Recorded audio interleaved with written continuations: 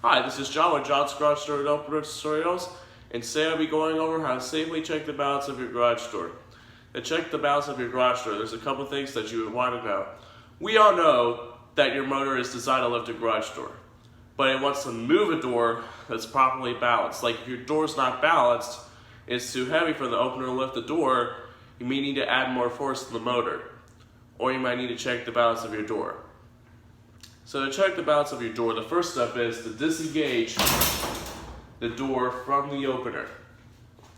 And the first thing we're going to check is the lifting. You want to make sure your door lifts properly, to make sure it's not too heavy to lift, stuff like that. So we'll be getting on to lifting.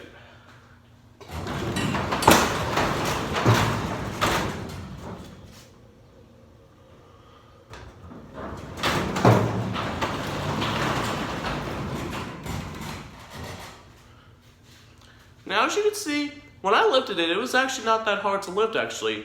This is a double door, and I don't know if you guys notice, this is a high lift door. So, it's pretty easy. It may be a little bit harder or easier to lift, but this door is actually pretty easy to lift. Some high lift doors can be harder to lift if you have a larger door. Like if you have a smaller door that didn't have good springs, it could be considered heavy, even though small doors are lighter than double doors. This is a double door and it's not that heavy. And the next thing we're going to check is the balance. So if you want to check your balance, you may want to lift the door to the midpoint. Always lift it to the midpoint and release it.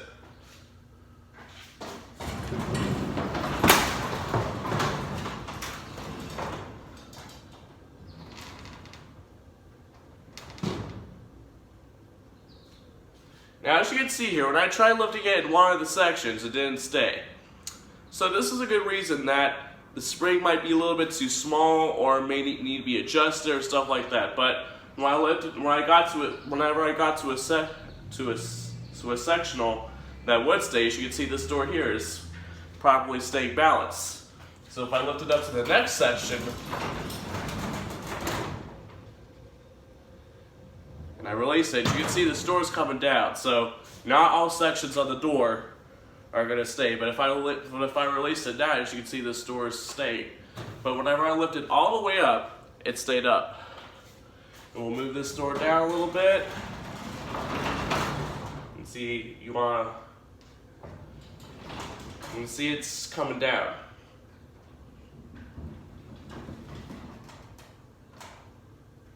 It stay right there. So this door is fairly balanced. You want to release it a little bit slower to get it where it probably needs to go. But whenever you get out here, it's kind of hard to get it closed because maybe the spring's a little bit. So it's so you have to really push a little bit to get it closed. You can see it. It's now closed. And now we're going to check the springs. As you can see right here, we have a single torsion spring, even though this is a double high lift door. You can see it's a little bit longer, a little shorter, and maybe a little bit thinner than a normal torsion spring should look like. As you can see, there's some parts in the door where it wasn't so balanced. You can see this door is fairly balanced, but as you can see, the spring is fairly good. But on the end here, you can see it's a little bit crooked, so that's one of the reasons why this door was kind of hard to close at the end of the bottom. You can see that end there looks like it's in the process of failing. So if you ever have a spring like that, you may want to get it replaced, or you may want to wait till it breaks then replace it. As you can see, the cables over here are just fine. Everything's on the drum. If these cables weren't on the drum, it would be very hard to get this door to open. So it looks like everything's pretty good over here, actually. And also, with torsion springs and cables, never, ever, ever, ever go near them or touch them without professional assistance. This could lead you to serious death or injury. Serious injury or death. So never, ever, ever get into that part of the door.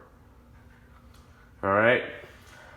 So you can see everything up here is pretty good. So like I said in the first thing, no matter how big your door is, it could still be heavy, it'd still be hard to lift due to the springs. You can see a smaller door is easier to lift because it's a smaller door.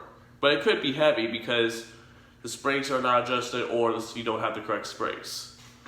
So once you're done with the garage door balance, you want to re-engage the door so it accepts the inner trolley. And then the next thing you want to do is test your operation.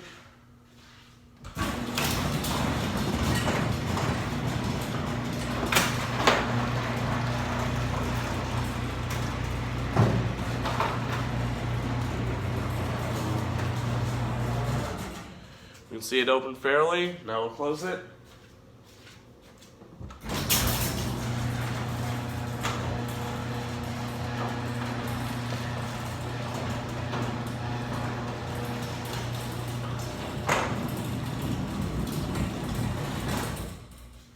You can see that run pretty good. There's no trouble there. So you can see this door here is a fairly balanced door on a high lift door. What we even do is a garage door balance on the normal sectional door. I hope this video was helpful. Thank you for watching. Check back soon for more videos.